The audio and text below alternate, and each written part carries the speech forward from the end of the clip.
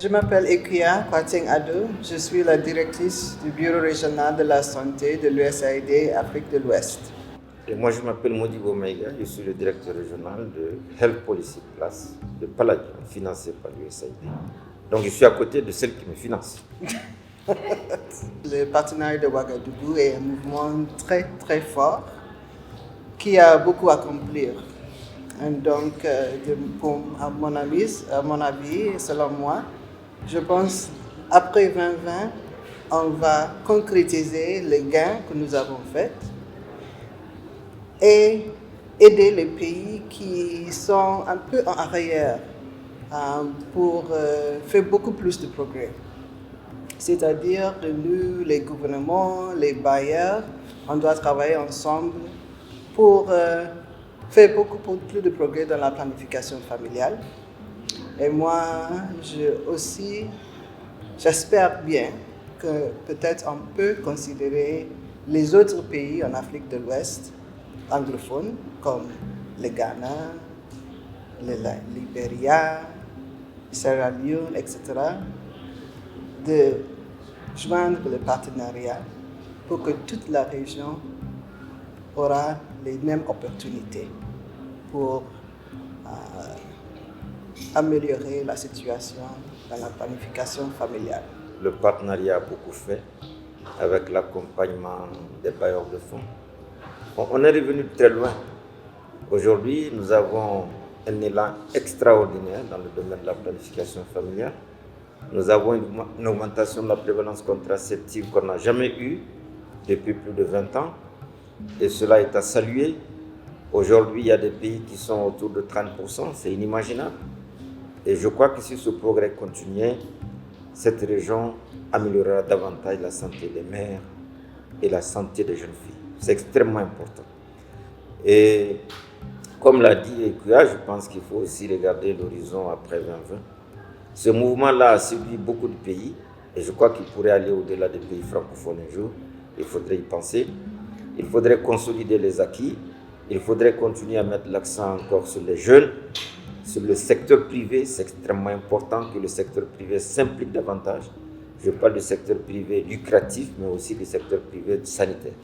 Je crois que ça, c'est des jonctions que nous avons. Et continuer à insister sur la multisectoralité. C'est-à-dire que d'autres départements autres que le ministère de la Santé soient davantage impliqués. Je pense au département des femmes, des jeunes, la communication, de l'éducation, etc., qui ont un rôle extrêmement important à jouer dans la capture du dividende démographique. Je ne crois pas qu'il faille faire une trop grosse unité. Je crois que ce qu'il faut éviter, c'est d'avoir trop de bureaucratie. Je crois que ce dont on a besoin, c'est une unité légère comme celle qui existe aujourd'hui. Je ne crois pas qu'il faille l'étoffer davantage, mettre trop de staffing, etc. Et continuer la collaboration si bien faite avec vous-même et Trilab, avec Redson, parce que vous êtes souvent pas sur la scène, mais vous faites un travail formidable pour aider le partenariat. Je crois que je vois pas une super structure. Je crois que ce qu'il faut éviter, c'est d'avoir une super structure, mais de considérer que la structure légère peut-être à la limite renforcée si on a les pays anglophones ajoutés un jour, mais ne pas vouloir créer quelque chose qui ne va pas tenir la route. Je crois que c'est extrêmement bon ce qui se passe, c'est efficient. Avec peu de staff, le partenariat et l'ensemble de ses partenaires, avec l'appui des bailleurs de fonds, parvient à faire un travail extraordinaire. Donc c'est ça l'avantage comparatif du partenariat de Ouagadougou. Selon moi, je pense que l'OPCU, ça marche, ça fonctionne très bien. C'est, comme Modibo a dit, c'est une structure légère, il y a beaucoup de flexibilité.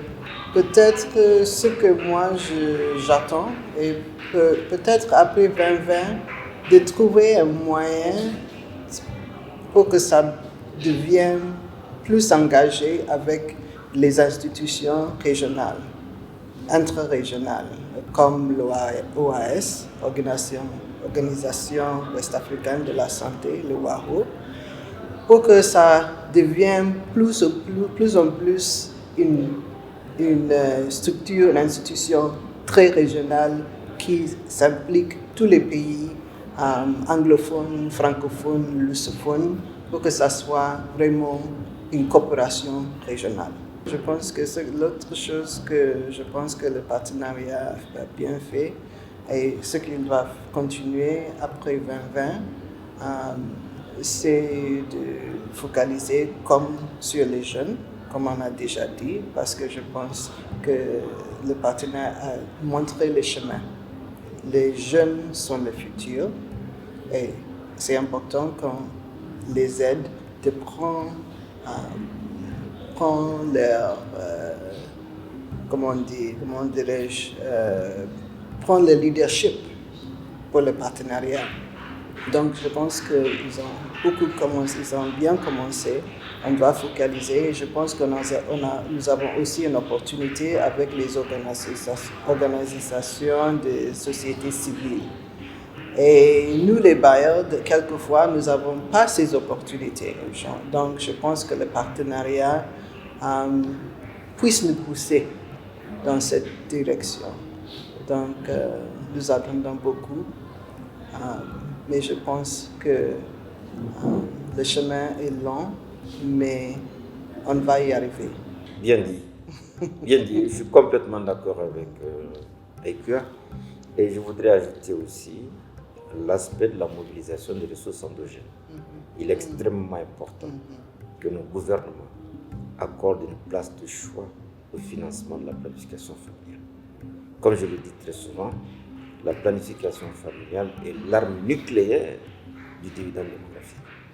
Je crois que ça, c'est important, que le ministère des Finances soit un partenaire pour la planification familiale et qu'on montre les avantages comparatifs pour tous les autres ministères. Je crois qu'une chose qu'on ne dit pas suffisamment aussi, c'est l'atteinte des objectifs de développement durable. On a un rendez-vous d'ici 2030 et c'est maintenant qu'il faut commencer. Et là aussi, nous avons fait des modèles qui montrent comment la planification familiale peut contribuer à l'atteinte des objectifs de développement durable. C'est extrêmement important. Donc le partenariat a fait un rôle formidable et ce rôle doit s'amplifier au niveau des décideurs les plus élevés pour que le financement endogène soit beaucoup plus grand qu'il ne l'est aujourd'hui. Des efforts ont été faits, mais nous devons continuer à les amplifier parce que les partenaires ont beaucoup fait. Mais il faudrait que nos États, après 60 ans d'indépendance, se disent que ça, c'est extrêmement important de financer la planification familiale. Merci.